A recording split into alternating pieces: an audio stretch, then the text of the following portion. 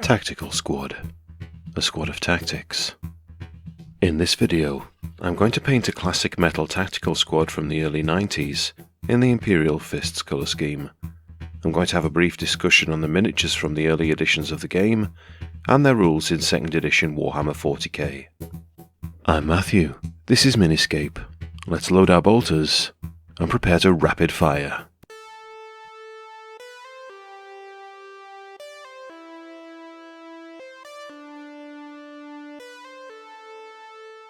Before I begin proper, allow me to direct you to my Instagram, where you'll find regular painting updates of all the old Warhammer models I take my hand to. Now imagine a Space Marine. No, not one of those newfangled fellas, the classic Space Marines. What is he carrying? Probably a bolt gun, and most likely part of a tactical squad. The first Citadel miniatures I ever bought were such as these. Space Marines, warriors of the Imperium, armed with bolt guns. The core of a tactical squad. The quintessential Space Marine squad, the bread and butter of the chapter. For Christmas 1995, part of my delivery from Father Christmas was this gorgeous box set of miniatures. The Blood Angels tactical squad, with a custom sergeant, heavy bolter and melter gun. However, had I been more into blue than red, I would have found myself with this box set, the Ultramarines Tactical Squad, which incidentally is the kit I want to showcase in this video. Lexicanum has the date of release being 1992, and indeed the box set is shown off in the pages of White Dwarf 154 from October of that year, so it was released in the latter days of Warhammer 40k Rogue Trader. This Ultramarines Tactical Squad is a complete set of 10 Space Marines. They come in a blue-rimmed box, which contains 10 Space Marine bodies, a range of plastic arms, along with enough shoulder pads, bolt guns and backpacks to meet your needs. It seems this product was reissued at a later date with different packaging too, evident from the changes in logo and the inclusion of sticky banners and decals for 3 Space Marine chapters. One Space Marine came with a special weapon, namely the Flamer, and another came with a heavy weapon, the missile launcher. If you wanted to field another loadout, you might be better buying another tactical squad box, but you could also get the options you wanted in blister packs. I miss such days. We'll crack on with the painting soon, but before that, let's have a look at the sculpts from this box. The Sergeant comes with a sculpted on Power Fist and an unhelmeted head. You may have seen him before. He's got that get off my lawn pose, or a if it weren't for you meddling kids countenance. He's one of my favourites for sure. He came with a backpack and banner pole, because that was the done thing back in those days. In fact, the set came with 2 banner pole backpacks, so you could give one to the sergeant, and one to the veteran, the second in command. Which was neat because 10-man squads were often split into 2 5-man combat squads, and you could have 1 banner per squad. I have already mentioned the heavy and special weapons. The missile launcher is all metal, and has a groove to slot in your plastic shoulder pad, which wasn't as easy as it sounds. The body for the missile guy has additional details compared to the standard Marine, with extra cables, beefier boots, and a targeter on his helmet. This was a legitimate piece of wargear in 2nd edition. Indeed, this is one of 2 sculpts used for Devastator Marines, whether they be in a Devastator squad or a tactical squad. The Flamer is one piece, save for the backpack. Firing his cartoony flamer from the hip, and a sibling of 2 other single-piece sculpts you could get carrying the melter gun or plasma gun. The other sculpts are the standard tactical Marines. Going by the box cover, you would get 2 of these guys with their legs apart, and one of this guy tentatively stepping forward. There's 2 of this guy with his head looking to the left. There was one with a skull on his knee pad, and one with an Imperialis symbol on his shin. Now, I am aware there were other sculpts for tactical Marines available in blisters and such. The Mark 8 Errant armour, for instance, and the Mark 6 Beakies. But one thing I would like to know is, were the sculpts included in this box identical to the box cover, or was there some variation from one box to another? I'm not talking about the Sergeant, heavy weapon or special weapon, but the regular Marines. If you can shed any light on this, then do let me know in the comments below. Anyway, My squad isn't going to match the box art precisely, not only because I have a different ratio of sculpts, but because I will be painting these Imperial Fists. I already have a squad of Ultramarines after all, and there's a project I'm trying to fulfill with Imperial Fists, and they shall take me closer to realizing that. This project has been ongoing for months, salvaging bits and pieces here and there, arms, bolters, backpacks, torsos, all from several lots I acquired here and there. If you know me, you know how I love taking what can be considered junk and restoring it. I'm not the kind of guy who buys relics in their old boxes. Anyway, these are some components I have gathered and stripped of paint. Enough to make a sergeant, heavy weapon, special weapon, and 7 regular Space Marines. After removing the mold lines with a craft knife, I sanded down areas that would take the superglue, beginning with the backpack nipple. Rougher surfaces have a larger surface area, and so adhere better to superglue. I wanted to capitalise on this when sticking together plastic and metal. You don't want your favourite boys falling apart on the battlefield, do you? However, when it comes to gluing the bases to these metal models, very little superglue is needed. A pressure fit can be achieved by bending the slotter like so. Indeed, you could probably get away with no glue at all. With the body in place, it was arm time. I have plenty of loose arms and bolters in my bits box. I cleaned these up, drilled some barrels, but inevitably I had to snip some of these relics off the sprue, which had been in my bits box for decades. I'm not against using them. Miniatures are there to be built and played with, but I make sure I don't fritter them away. In many cases, I can just superglue the arms to the body, again with a little sandpaper abrasion beforehand. I don't pin unless absolutely necessary. It's the lining up of the arms and the bolter which is tricky. After the arms, it's pauldron time, and these are glued on with polycement. The backpack is the last component to go on, and then the base is coated with PVA before sand is sprinkled over like herbs in a soup. I prefer sprinkling to dunking, since a little sand is sufficient for convincing texture, and it's going to be a while before I hit the beach again for another sand collection. With the assembly and base texturing complete, it was time for some priming.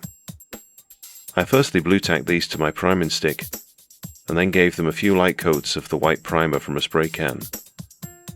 Because I will be painting these yellow, I'm going to be demonstrating my technique with this sergeant and another tactical marine. By the way, his bolter arm was posed in this way by cutting the shoulder at an angle and filling any gaps with milliput. I just forgot to film it, that's all. Please don't take this as the way to do yellow. Far better painters have made videos about more accessible techniques. This method just works for me, based on the skills and available paints I have. It's not quite the same method I used when painting my Terminators and bikes, but it uses more or less the same palette. I got some inspiration for the method I'm using from this old Games Workshop publication on how to paint their miniatures, from the early 2000s. Their suggestion for painting yellow, in this case for Eldar, is to first base coat orange, then dry brush with white, and finally glaze with yellow ink. It's a variation on a technique you may have seen doing the rounds these last couple of years, but it's not a new one. Anyway, this is my take on it. Like it or lump it. I start with some Vallejo Orange Red mixed with Flow Improver to, well, improve the flow, I suppose. I reckon Citadel Jaquero Orange would also achieve good results. This is then painted onto all of the Space Marine's armour, taking care to get it into all of the nooks and recesses, since this will be the shade colour. While I am here, I paint this on the banner top as well. When this is dry, I go back in with the same mix and apply more to the areas I think would receive the least light. As an experiment, I used less paint and more Flow Improver on the Tactical Marine, so I could see what the difference would be. I reckoned I only needed the orange in the recesses anyway, so it wouldn't matter if it wasn't as deep on the flat panels. So when those orange layers were dry, it was time for the dry brush. The colour of choice was dark sand, and the brush of the moment was this makeup brush by Olivia Hale.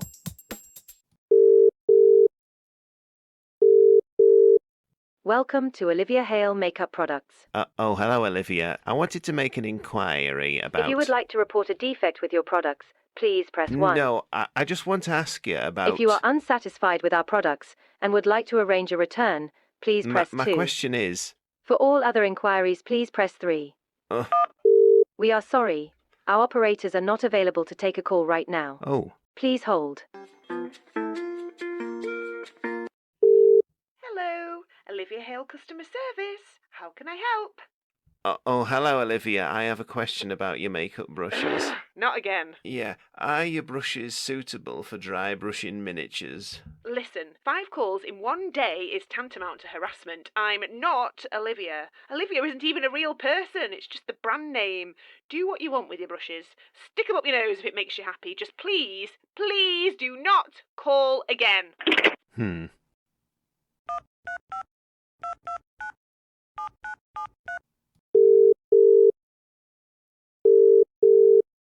Welcome to Olivia Hale Makeup Products. I work the dark sand into the brush bristles on my palette, which has been used for years, so the dried paint makes for an interesting texture.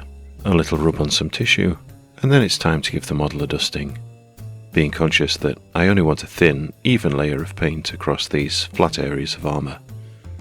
I don't always brush in the same direction, but I do try to go perpendicular to the details that I don't want the paint to go into. As I said, I used dark sand, but any light bone colour would work as well. Next, I mix a little white into the remaining dark sand and brush that on the areas that would catch the most light. I was aiming for a bit of a sand to white gradient here to make the next steps more painless. 20 minutes or so later, I paint a thin layer of contrast Imperial Fists over all the armour panels. I felt that using less paint on my brush than usual was a good move. If too much contrast entered the recesses, I wicked it out with my brush. I must say, this was a satisfying step, due to the ease of the process, and that they were actually starting to look like yellow Space Marines now. I noticed some areas were too orange, so I gave these another coat of dark sand before applying more Imperial Fists contrast. In the case of the Sergeant, his power fist fingers... power fingers? Anyway, these got the same treatment, as did some sharper edges on the armour that didn't seem bright enough. Here's how the two fellas look so far. The Space Marine Tactical Squad is a feature in both Codex Ultramarines and Codex Angels of Death. As far as I can see, it is identical in all 3 army lists. 300 points would buy you 10 Space Marines, a Sergeant, and 9 regular fellas. They have the standard almost all fours profile. Everyone is armed with a bolt gun, bolt pistol, and frag grenades, and everyone wears power armour for a 3+ save. One model can take a heavy weapon, which could even be something more exotic like a heavy plasma gun or multi-melter. One model could take a special weapon, flamer, plasma gun, or melter gun. The Sergeant could take any assault weapons he wanted to, such as fancy pistols or power weapons, and for some anti-armour potential, the squad could take crack grenades for plus 30 points, an option which I don't think I've ever taken. But I appreciate that the choice is there should I wish to take it. Your squad could be equipped with a veteran Sergeant as well if you liked. They cost 5 points, have an improved profile, and may take a wargear card. Note that they don't have a bolt gun as standard, but they may also take items from the assault weapons, special weapons, armour, and grenade section of the wargear list. Does this mean they could have Terminator armour? Honestly, I've only just thought of this now. And could they have a melter gun, plasma gun, or flamer if they wanted? If this is true, there's a whole new avenue of potential open to me here. Like other Space Marine squads of 10, the tactical squad can be divided before the game into 2 combat squads of 5, one led by the Sergeant, and the other by the Veteran. Yeah, that's his name. The squads are independent from each other for the duration of the battle. I suppose this gives you more tactical flexibility. Speaking of veterans, if you paint the models a bit differently, or if you cross your opponent's palm with silver, you could take the same models as a veteran squad rather than a tactical squad. These have an improved profile and cost 330 points rather than 300, but otherwise they have the same wargear options. White Dwarf issue 209 had an article giving additional rules for Space Marine armies, allowing combat squads of 5 Marines to be taken at half the points cost. The rationale was that in small games, say 500 points, 10-man Marine squads costing 300 plus points didn't give much scope to take much else. Combat squads helped mitigate this inflexibility. The rules change applied not only to tactical squads, but also to Devastator, Assault, and Veteran squads. Combat squads were a little more restricted in terms of wargear options, but this was proportionate to their size. For example, a tactical squad could take a heavy weapon, or a special weapon, but not both. Nevertheless, these rules are something of a game changer, and I like the idea of creating a smaller force based around them. Not that I need any more hobby ideas. I want to block in some black paint next. Vallejo black is my go-to, and I paint this on the bolt gun first. Any black will work, but it does need diluting with water a little so it flows better from the brush. Now I'm writing this weeks after finishing the job, so I'm not sure why I stopped with the black here. So for whatever reason, I went back to the dark sand and edge highlighted all the sharp armour edges. This chap carries a pocket calculator with him to balance his accounts or whatever. This was painted black, as well as his grenades and his under armour, which required a steady hand, let me tell you. No strong drink for me that evening. The backpack pipes and vents got the black treatment as well. And here are the 2 Marines again after that step. I wanted his chest symbol to be red. Rather than start with the mid-tone and wash, I decided for this one to paint it a deep red first and then highlight up. The red I chose from my collection was burnt cadmium red, but Citadel Wordbearer's red would also work.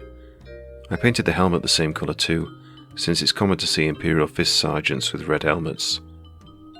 When that was dry, I took some Vallejo dark Vermillion and painted the feathers here with this colour, avoiding the recesses. Citadel Evil Sun Scarlet would also work. I also used this colour for the pauldron edges. On the helmet, I used some more dark Vermillion to begin to build up the lighter areas. All parts, that is, except the recesses. Time to highlight the bolt gun. I begin with Thunderhawk Blue, stroking my brush down the sharp boxy edges with the side of my brush.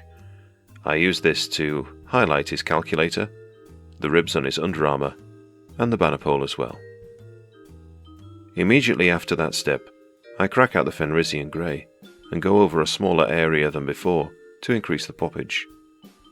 In some places, I had a few lines to simulate scratches here and there. On the banner pole, the tips of these rings are painted grey, and the round ends of the crossbar as well. Mistakes like this can be covered over with some dark sand before being corrected with the yellow contrast paint again. Alternatively, I just add some silver and call it battle damage. My silver of choice is Army Painter Gunmetal.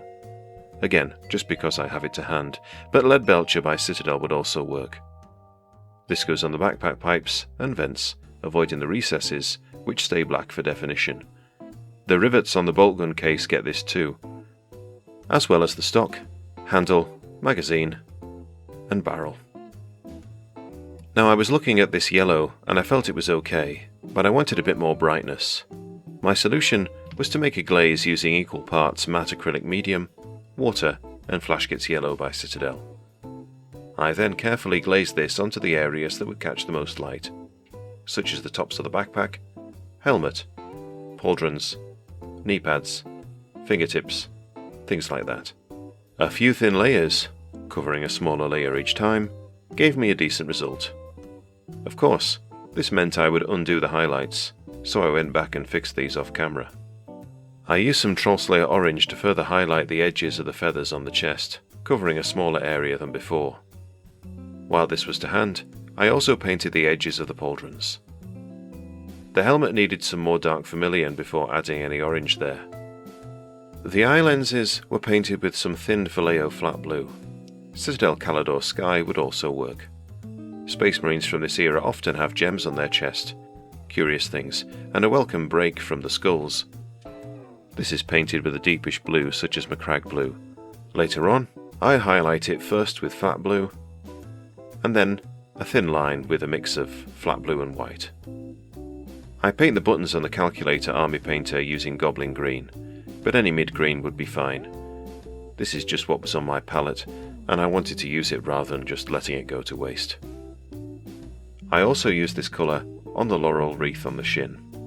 The purity seal is painted with tan earth and then dark sand, while the wax seal gets burnt cadmium red and then some dark vermilion around the edges. For the skin, I start with flat brown by Vallejo, but Citadel Thondia brown would also work, I reckon. A couple of thin layers are applied, followed by a wash of Nuln Oil. While that is drying, I mix a brown-grey concoction from the dregs of my wet palette and paint this on the hair. Bear with me with this one. I return to the laurel and add some depth by painting over some... hang on. Contrast Orc Flesh. My word, GW, you change your paint names as frequently as your game rules. Back to the skin. My method here is to mix flat brown with Army Painter Barbarian Flesh. This is painted on the cheeks, forehead, eyebrows, chin, all the prominent features. With each mix, I add a little more Barbarian Flesh and cover less area. The studs on his forehead get a dot of grey, and I dab on the grey over his hair in patches to make him look somewhat aged. I then pick out the edges of the hairline with white. We're nearly there. I'm not a gambling man, but I would bet a fair few of you watching this added a tactical squad to your collection at some point in your collecting days. If a channel poll is anything to go by, about 2/3 of you are tactical squad purchasers. So the odds are decent, the same as a 3+ power armor save. Still, some of you commented saying that while you never bought a tactical squad, you have acquired them through gifts, starter sets, and second-hand acquisitions. I'd say that still counts. I have read various posts online claiming the tactical squad is the best-selling kit ever. It seems plausible, but it's only anecdotal evidence. You might have heard it said that one year the entire range of Warhammer Fantasy Battle was outsold by the humble tactical squad. I'm not sure if this is true or it's a hobby urban legend. If you have any compelling evidence, do share it in the comments. This screenshot from a White Dwarf magazine says that during the year of release, the Fighting Urukai kit outsold the Space Marine Tactical Squad. Interestingly, the Tactical Squad is used as a benchmark for what is deemed a sales victory. I suppose that's some indication of their success. The first Tactical Squad I purchased was this, Monopose Space Marines like the ones released in the 2nd edition starter set. For Christmas 1995, I received this kit, the Blood Angels Tactical Squad. In 1998, I bought the new plastic multipart kit. I think this is nostalgic enough to receive its own video, but suffice it to say, it has stuck around for a long time, a variation of which exists to this day, since the current Tactical Squad is very close to the design. I've built a fair few Tactical Squads over the years. Most of these have been from spare parts acquired second-hand. My Lamentus Tactical Squads, for example. Of course, I have 3 Tactical Squads for my Ultramarines Horus Heresy collection, but now we're deviating a little. Back in 2nd edition, you had a few choices for Tactical Squads. There was the plastic Monopose lads in plastic, but there were also 3 metal kits available. Leaving Space Wolves aside for now, since they wipe their bottoms on Codex Astartes, and truth be told, I really don't understand them, nor do I wish to. But the choice you had for tactical boxes was blueberry, strawberry, or mint. Most of these had the same contents, but each had their own unique sergeant, and additional weaponry loadout. Of course, all these could be bought in separate blisters. I can't recall if it was cheaper to go for the box rather than the blisters, but you could always build the core of a tactical squad from this 6-man plastic set. Or if you were feeling really fancy, using some of those older marks of armour. Regardless, most models came with these iconic sprues. There's the Backpack Bolter knife sprue, 3 of each of these, though I never got round to using all the knives. I thought it would look silly for every Space Marine to have a knife in their offhand, but sometimes I fitted them as bayonets. Do let me know in the comments what you did with your knives. Then there was the arm sprue, which always seemed like a jumble sale to me, but at least it came with plenty of arms for spares. and some of these even survived in my bits box to this day. I decided to paint on the tactical arrow symbol rather than use a transfer. All the appropriate transfers I have are white. I could apply this and then paint over black, but I think I can manage to freehand an arrow. I start with a vertical line from the bottom of the pauldron to where I want the top of the arrow to be. Then I draw the arrowhead and fill in the details black. When the arrow is dry, I paint a Roman numeral 2 for the squad number using white paint. I am not, however, freehanding the Imperial Fists fist. I cut these out from the transfer sheet and apply them carefully with Microsol and Microset.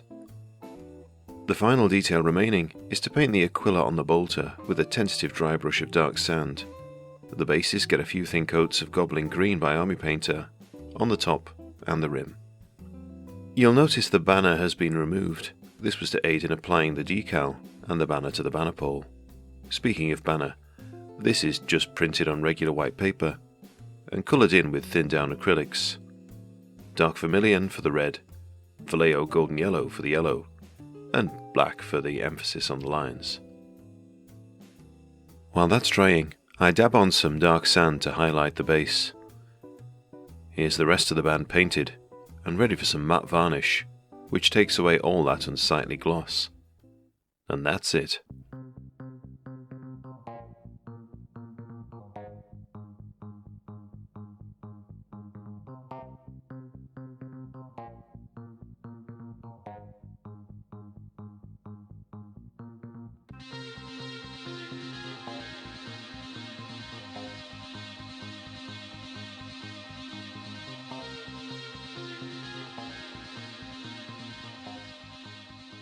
If you've been following the channel for a few months at least, you'll notice my Chaos videos have been punctuated with the odd Loyalist Space Marine video.